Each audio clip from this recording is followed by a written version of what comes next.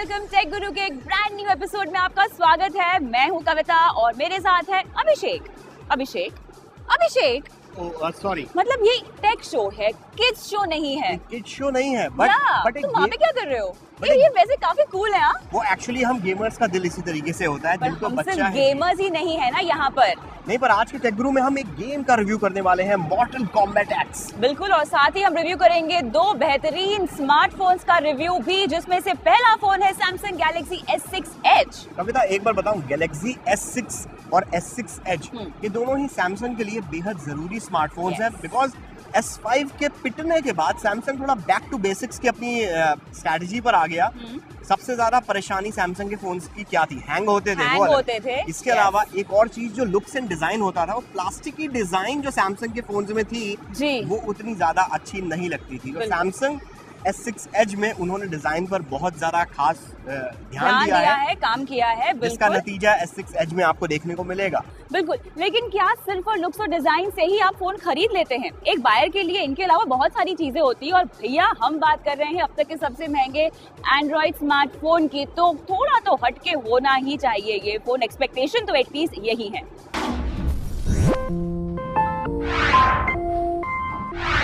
पेश है सैमसंग की फैक्ट्री से निकला अब तक का सबसे खूबसूरत smartphone, Samsung Galaxy S6 Edge।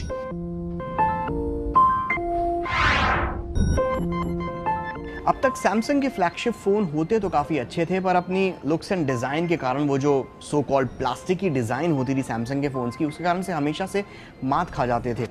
जिस कंज्यूमर को 50-60 हज़ार रुपए खर्च करने हो, वो सैमसंग के फ़ोन में प्रीमियम लुक नहीं पाता था और उसके बजाय आईफोन खरीद लेता था, बिकॉज वहाँ पर ना सिर्फ ब्रांड वैल्यू मिलती थी, बल्कि एक अच्छे लुक एंड डिज़ाइन वाला प्रीमियम लुकिंग फ़ोन भी साथ में मिलता था। खैर, सैमसंग ने अपनी गलती को समझा और उन्होंने प्लास्टिक की डिज़ाइन को छोड़कर मेटल एंड ग्लास जैसे मटीरियल्स अपनाए, और जिसका नतीजा सामने है, सैमसंग का latest flagship phone Samsung Galaxy S6 Edge।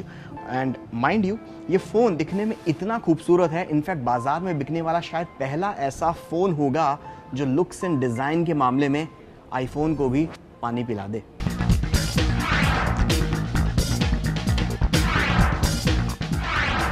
ये फ़ोन गजब का दिखता है। हालांकि किसी एंगल से देखने पर गैलेक्सी S6 Edge आईफोन से मिलता जुलता जरूर लगता है, पर इसकी कर्व्ड एज वाली डिज़ाइन इसे भीड़ से अलग बनाती है।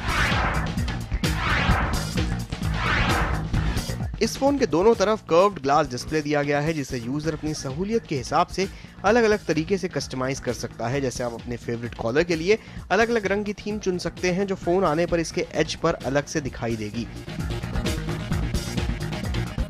इसकी कर्व्ड एज वाली डिजाइन के अपने अलग फायदे हैं। I mean, ये है तो वैसे 7 mm पतला, बट दिखने में ये 7 mm से भी और ज़्यादा पतला नज़र आता है, सिर्फ इन कर्व्ड एजेस के कारण।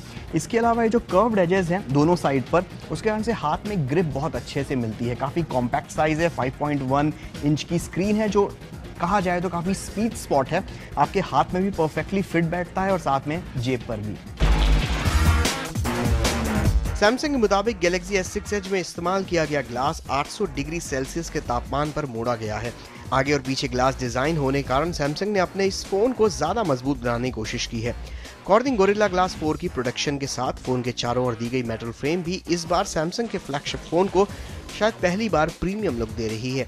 तेजी से बढ़ती कंपटीशन के मद्देनजर डिजाइन में बदलाव करने का सैमसंग का फैसला सैमसंग के लिए मददगार साबित होना चाहिए। गैलेक्सी S6 Edge में 5.1 इंच की सुपर एमोलेड टच स्क्रीन दी गई है, जो 577 ppi के साथ 1440x2560 पिक्सल के रेजोल्यूशन को सपोर्ट करती है। इसकी कर्व्ड एज स्क्रीन के ऊपर कॉर्निंग गोरिल्ला ग्लास 4 की कोटिंग की गई है। इस बात में कोई शक नहीं कि सैमसंग गैलेक्सी S6 Edge की QHD स्क्रीन जबरदस्त है। गैलेक्सी S6 Edge की स्क्रीन रेजोल्यूशन और क्वालिटी के मामले में इस वक्त बाजार में बिक रहे सबसे बेहतरीन स्मार्टफोन में से एक है। स्पेक शीट पर आपको सैमसंग गैलेक्सी S6 Edge की स्क्रीन LG के G3 से रेजोल्यूशन के मामले में ऑलमोस्ट सेम टू सेम लगेगी। पर अगर देखा जाए तो S6 Edge की स्क्रीन G3 के मुकाबले ज़्यादा छोटी है। साथ में इस पे जो PPI या पिक्सल पर इंच का जो फिगर है, जो नंबर है, उस मामले में भी S6 Edge की स्क्रीन G3 से ज़्यादा बेहतर है, जिसके कारण से स्क्रीन बहुत ज़्यादा खूबसूरत लगती है। और ये जो कर्व्ड एज वाली डिज़ाइन है, इसके कारण से होता ये है कि आप इस स्क्रीन के ऊपर कुछ भी वीडियोस देखें या फोटोग्राफ्स देखें, वो ज़्यादा उभर कर सामने आते हैं, जिससे वो और ज़्यादा रियलिस्टिक लगते हैं। कुल मिलाकर Galaxy S6 Edge की स्क्रीन में अगर आपको कोई नुक्स निकालना है तो वेल उसके लिए आपको PhD करनी पड़ेगी। अब जिस फोन की कीमत करीब 60,000 रुपए के आसपास हो, उससे बेहतरीन परफॉर्मेंस की उम्मीद तो की ही जाएगी। Galaxy S6 Edge में तेज तर्रार परफॉर्मेंस के लिए 64-बिट आर्किटेक्चर पर चलने वाला Exynos 7420 ऑक्टा-कोर प्रोसेसर दिया गया है, 3 GB रैम के साथ। Galaxy S6 Edge एंड्रॉइड के लेटेस्ट ऑपरेटिंग सिस्टम Lollipop 5.0.2 पर चलता है, जिसके ऊपर सैमसंग ने अपने TouchWiz UI की परत चढ़ा रखी है। आम कंज्यूमर की तरफ से सैमसंग के फोन से जुड़ी एक शिकायत बेहद आम थी कि सैमसंग के फोन हैंग बहुत करते हैं। इस परेशानी को दूर करते हुए सैमसंग ने ऑक्टा-कोर प्रोसेसर के साथ 3 GB रैम का कॉम्बिनेशन दिया है, जिससे फोन वक्त के साथ आसानी से धीमा ना पड़े। S6 Edge दुनिया का पहला ऐसा स्मार्टफोन है जिसके प्रोसेसर को 14nm फैब्रिकेशन की मदद से डिजाइन किया गया है, जिसके कारण से ये फोन मल्टीटास्किंग के वक्त भी या फिर हैवी गेम्स खेलते वक्त भी गर्म बिल्कुल भी नहीं होता, और ऐसा दावा करता है कि बैटरी लाइफ भी इंक्रीज होती है इस प्रोसेसर की खास डिजाइन के कारण से, और वो भी परफॉर्मेंस से किसी भी तरीके का समझौता किए बगैर। Galaxy S6 Edge multitasking, gaming, video सब भारी भरकम टास्क आसानी से झेल जाता है। बेंचमार्क टेस्ट में भी Galaxy S6 Edge अपने कंपटीशन के एंड्रॉइड फोन से मीलों आगे भागता नजर आया। सैमसंग ने अपनी पिछली गलतियों से सीखते हुए डिजाइन में बदलाव तो किया, फोन को ज्यादा तेज भी बनाया, पर फिर भी Galaxy S6 Edge में सैमसंग ने वो एक चीज फिर भी डाल ही दी जिसको बदलने की शायद अब सबसे ज्यादा जरूरत थी। हम बात कर रहे हैं सैमसंग के TouchWiz UI की। जब आधे से ज्यादा कंज्यूमर्स को गूगल के साफ सुथरे स्टॉक एंड्रॉइड की आदत लग गई हो और रहे सहे कंज्यूमर साइनोजेन OS या फिर ऑक्सीजन OS जैसे कस्टमाइजेबल यूजर इंटरफेस चाहते हो, तो ऐसे में सैमसंग का TouchWiz UI गुजरे जमाने सा लगता है। हालांकि सैमसंग ने इसका हुलिया बदलने की पूरी कोशिश की है, पूरे TouchWiz को और फ्लैट बनाया है, पर अभी भी थोड़ा बचकानापन बाकी है।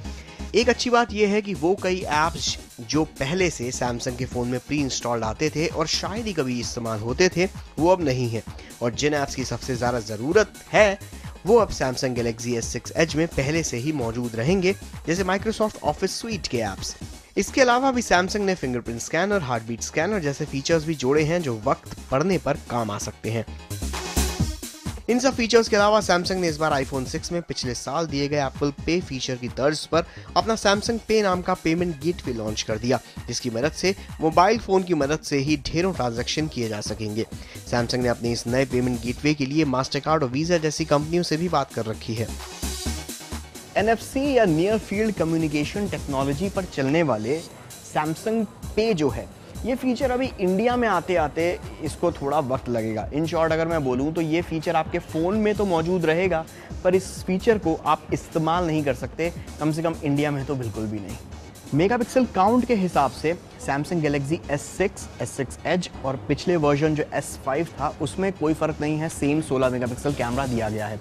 पर ये कैमरा सेम टू सेम नहीं है, इसके अंदर इमेज सेंसर में बदलाव किया है, अपर्चर साइज़ में बदलाव किया है, जिसके कारण से इस बार सच बोलूं तो सैमसंग ने एक अच्छा कैमरा फोन बनाने की एक ईमानदार कोशिश की है। Galaxy S6 Edge में 16 मेगापिक्सल ऑटो फोकस कैमरा दिया गया है ऑप्टिकल इमेज स्टेबलाइजेशन के साथ। सेल्फी लेने के लिए इसमें 5 मेगापिक्सल फ्रंट फेसिंग कैमरा दिया गया है। Galaxy S6 Edge के दोनों ही कैमरे फुल HD और उससे भी बेहतर रेजोल्यूशन में वीडियो कैप्चर करने की काबिलियत रखते हैं। हालांकि Galaxy S6 का कैमरा प्लेसमेंट थोड़ा अलग है, ये जरा नए आईफोन्स की तरह थोड़ा सा बाहर की तरफ उभरा हुआ है, जिससे अगर देखा जाए तो कोई बहुत फर्क नहीं पड़ता, बस कैमरा लेंस को थोड़ा इधर उधर रखते हुए थोड़ी सावधानी आपको जरूर रखनी होगी। Galaxy S6 Edge के कैमरे में इस बार f1.9 अपर्चर दिया गया है, जो पिछले फोन के मुकाबले 34% ज्यादा रोशनी कैप्चर करता है, जिसके कारण कम रोशनी में बेहतरीन फोटोग्राफ खींचे जा सकते हैं। नतीजे आपके सामने हैं।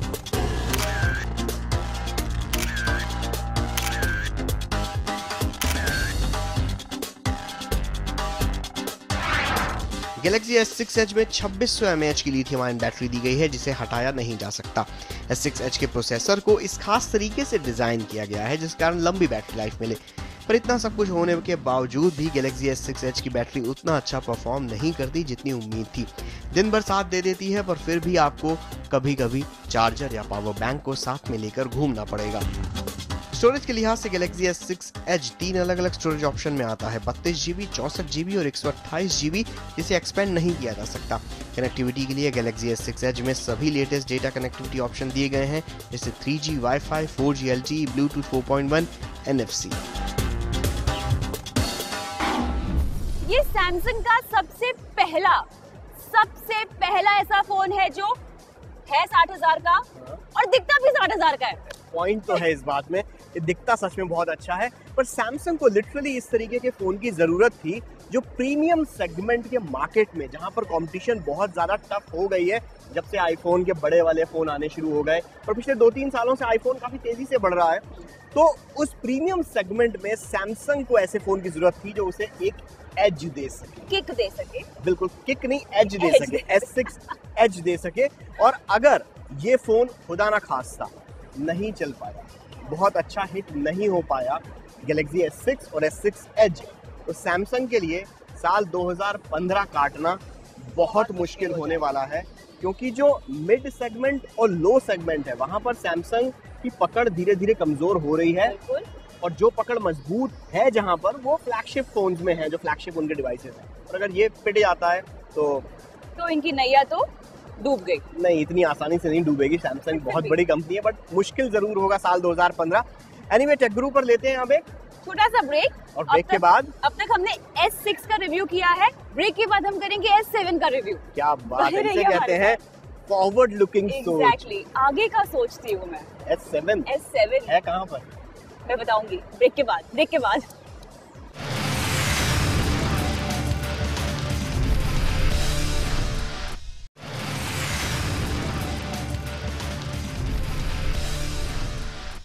देवियों और सज्जनों, टेक गुरु में ब्रेक के बाद आपका फिर से स्वागत है। हेलो, ये कौन है?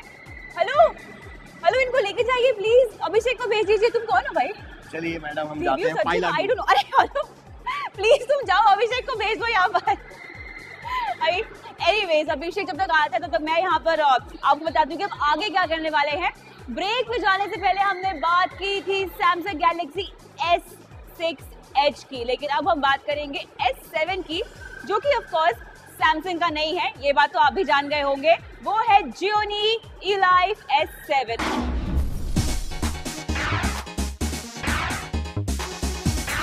पेश है Gionee की E-Life सीरीज का latest smartphone Gionee E-Life S7। Gionee की E-Life सीरीज हमेशा से अपने स्टाइलिश और सुपर स्लिम डिजाइन के लिए जानी जाती रही है।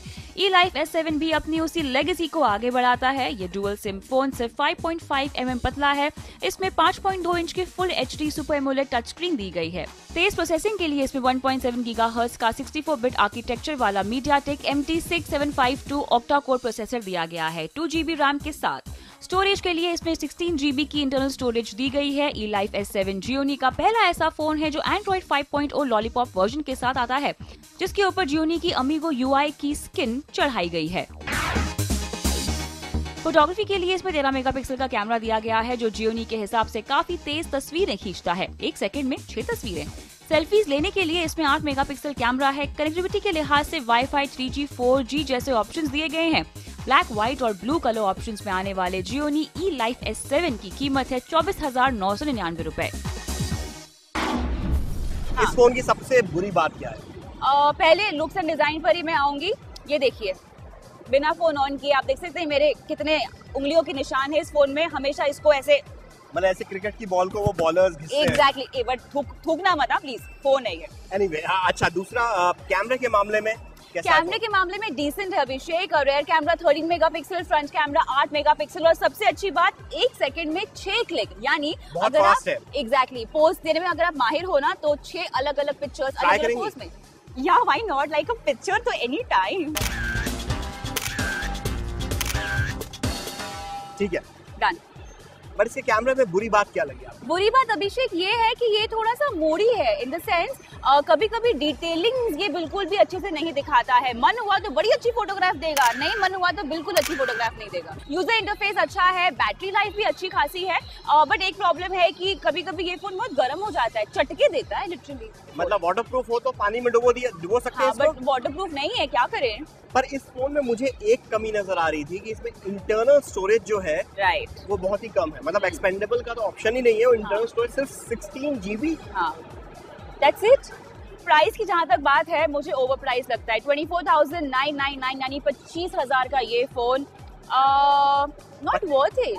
बट नहीं वर्थ इट नहीं, थोड़ा सा ओवर प्राइस है बिकॉज फोन परफॉर्मेंस वाइज काफी अच्छा है, कैमरा थोड़ा मूडी है, दिखने में बहुत अच्छा है, बट 25,000 साउंड भी अच्छा है। हाँ, साउंड भी अच्छा है, साउंड बहुत अच्छा है दमदार का, स्क्रीन बहुत अच्छी है फोन की, बट nice. 25,000 थोड़ा सा ओवर प्राइस है क्योंकि 25,000 रुपए खर्च करके आपको इसी रेंज में मिलेगा OnePlus One, Xiaomi का Mi 4 64 GB वाला वर्जन जो मोर और लेस फीचर्स के मामले में इससे अच्छा है, कई मामलों में इससे ज्यादा अच्छा भी है बिकॉज Xiaomi के Mi 4 में आपको ज्यादा स्टोरेज ऑप्शन मिल रहा है, OnePlus One का कैमरा ज्यादा अच्छा है इसके मुकाबले। सो 25,000 थोड़ा सा महंगा है, करना है ना दोस्तों के सामने तो मेरे ख्याल से OnePlus One बहुत खूबसूरत नजर आता है फोन, Mi 4 भी बहुत अच्छा लगता है। तो मेरे हिसाब से जियोनी इसका प्राइस थोड़ा सा आप कम कीजिए, एक दो वर्जन और लाइए 32 GB 64 GB 128 GB अच्छे मेमोरी ऑप्शंस के साथ, और आई थिंक 22-20,000 के बीच में ये फोन काफी अच्छा है, बट 25,000 में थोड़ा सा ओवर प्राइस है।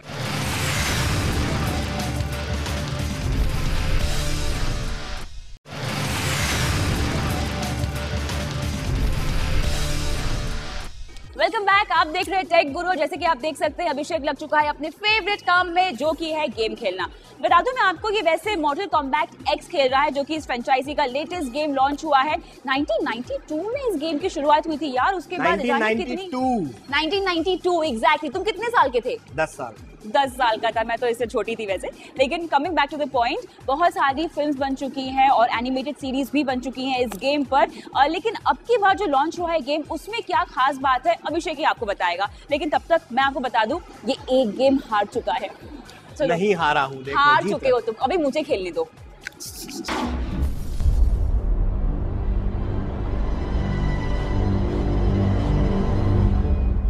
गेमिंग की दुनिया में मॉर्टल कॉम्बैट फ्रेंचाइजी की अपनी एक अलग फैन फॉलोइंग है। दुनिया के सबसे मशहूर फाइटिंग गेम्स में से एक मॉर्टल कॉम्बैट के ऊपर फिल्में, TV serials, animated series, music albums तक बन चुके हैं।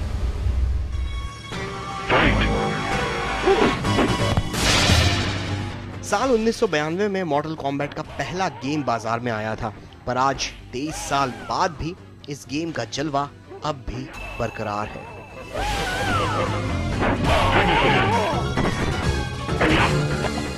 Sub-Zero wins. पेश है मॉर्टल कॉम्बैट सीरीज का 10वां main instalment game Mortal Kombat X।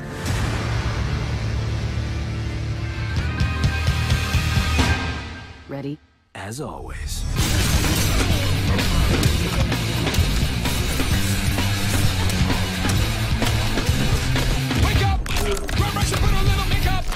Injustice और WWE इमॉर्टल्स बनाने वाले नेदरलैंड स्टूडियोज और वार्नर ब्रदर्स इंटरैक्टिव एंटरटेनमेंट का यह गेम किसी भी फाइटिंग गेम पसंद करने वाले गेमर के लिए ही बना है।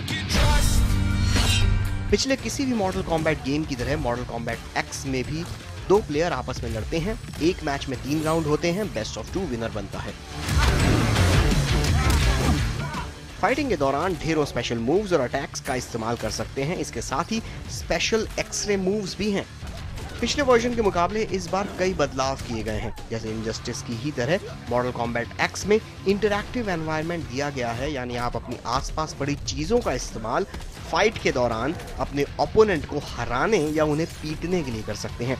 इसके अलावा इस बार हर एक कैरेक्टर के 3 फाइटिंग वर्जन्स हैं जो अलग अलग फाइटिंग स्टाइल्स के साथ आते हैं। More visions, Raiden? Do you still see the future?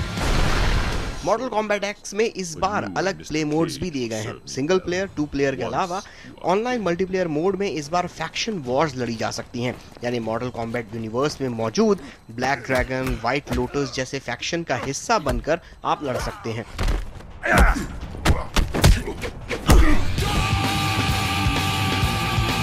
लगभग 30 कैरेक्टर्स के साथ मॉर्टल कॉम्बैट यूनिवर्स में अपने फाइटिंग स्किल्स का आप भरपूर इस्तेमाल कर सकते हैं। गेम की ग्राफिक्स शानदार हैं और एनिमेशंस काफी रियलिस्टिक लगते हैं। 2 प्लेयर मोड या ऑनलाइन प्लेयर मोड में आपके घंटों का टाइम पास हो जाएगा। गेम बहुत अच्छा है और ये आपके एड्रेनलिन रश को 7वें आसमान पर ले जाएगा। अगर आपको फाइटिंग गेम्स का शौक है तो मॉर्टल कॉम्बैट X आपके गेम कलेक्शन में होना ही होना चाहिए।